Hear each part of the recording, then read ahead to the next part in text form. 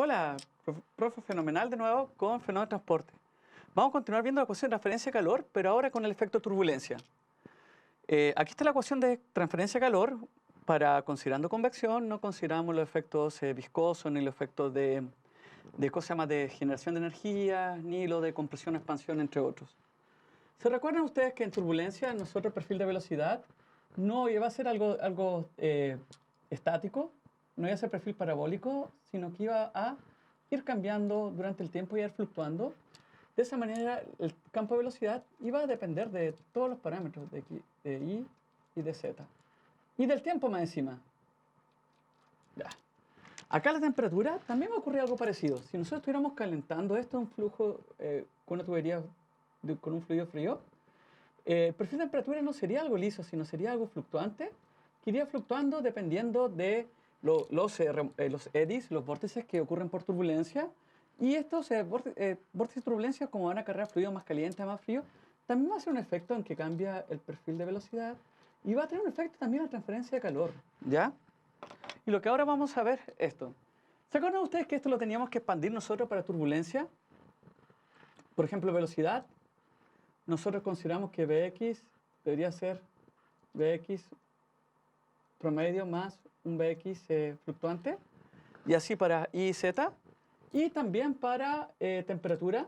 La temperatura tenemos que considerar un efecto que fluctúa. Así como igual la presión, la temperatura también tenemos que considerar un efecto. Lo que nosotros tenemos que hacer entonces es expandir esta ecuación para considerar expandirla para considerar este producto. Así que ahora voy a escribir este producto expandido para que podamos incluir esto. Podemos ver que acá expandimos la ecuación. Lo que hicimos acá en este paso es expandir el producto punto con los tres componentes de velocidad con los componentes de gradiente de temperatura. Acá lo que hicimos es sustituir cada variable por la temperatura expandida en términos de su valor promedio y las fluctuaciones que son debido al transporte turbulento. Lo mismo para la velocidad. Lo que vamos a hacer ahora es tomar el promedio de Reynolds o el promedio en el tiempo o filtrar toda esta ecuación. ¿Ya? ¿Se acuerdan que el operador filtro se distribuía con respecto a las adiciones? Entonces iríamos a filtrar cada uno de estos términos. Hay algunos que van a salir más fácil que otros.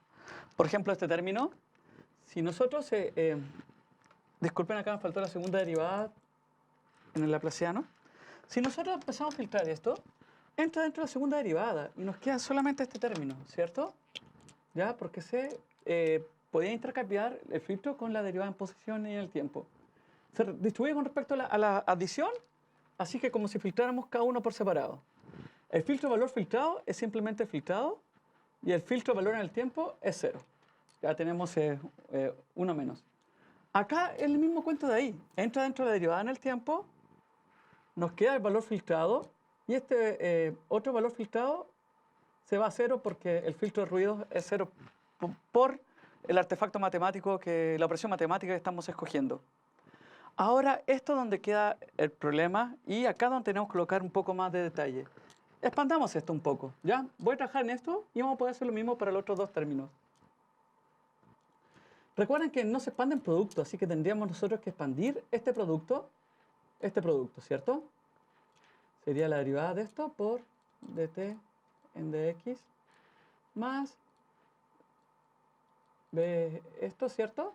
Por dt ya, por dt en dx más la derivada de ¿cómo se llama? La derivada siguiente, que sería bx por, me faltó acá el de la fluctuación, ¿ya? Por, sería dt fluctuación en dx más la fluctuación en dt en dx, fluctuante. Ya pueden darse cuenta que ahora hay muchas fluctuaciones, ¿cierto? Muchas, muchas, muchas, muchas. Entonces, aquí es donde empezamos a operar el operador promedio lo ocupamos para cada uno de estos términos. Aquí podemos ver algunos términos que se hacen interesantes. Este quedaría igual, porque el filtrado de un valor filtrado con respecto al filtrado es el valor filtrado.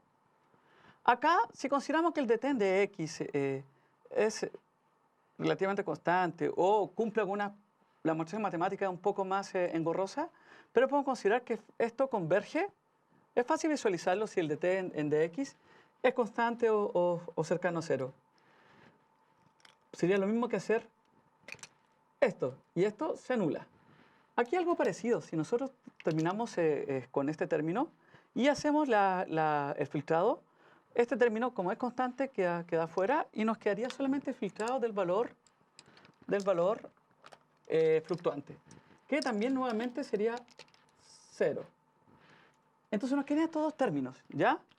Entonces, en vez de quedar este término y este término, o sea, en vez de quedar los cuatro términos al expandir esto, este término, si colocamos la expansión con respecto a las fluctuaciones, nos va a convertir en dos términos. Ahora voy a escribir la ecuación con los términos expandidos.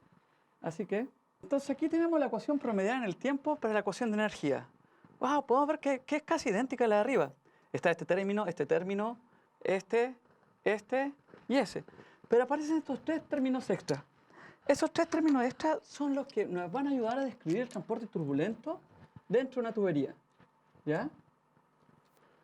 Tenemos tres términos extra. Tenemos nosotros 1, 2, 3. En realidad lo que nosotros hacemos esto es agruparlo y representar esto como si fuera un término adicional al transporte.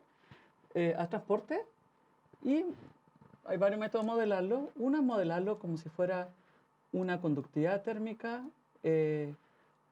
adicional debido a la turbulencia y multiplicado por el gradiente de temperatura, que va a representar el efecto adicional de... Es como para modelar, es análogo a la ley de Fourier, pero con un efecto de turbulencia. ¿Ya? Entonces nosotros modelamos esto, lo vamos a poder modelar considerando un efecto turbulento, y la ecuación finalmente se podría reescribir de la siguiente manera.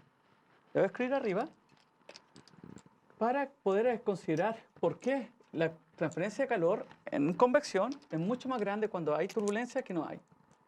Sería ρ C sub P, sería el dt en dt, ya este sería el promediado en el tiempo, la velocidad vectorial promediada en el tiempo, temperatura promediada en el tiempo, igual a conductividad térmica más una conductividad térmica turbulenta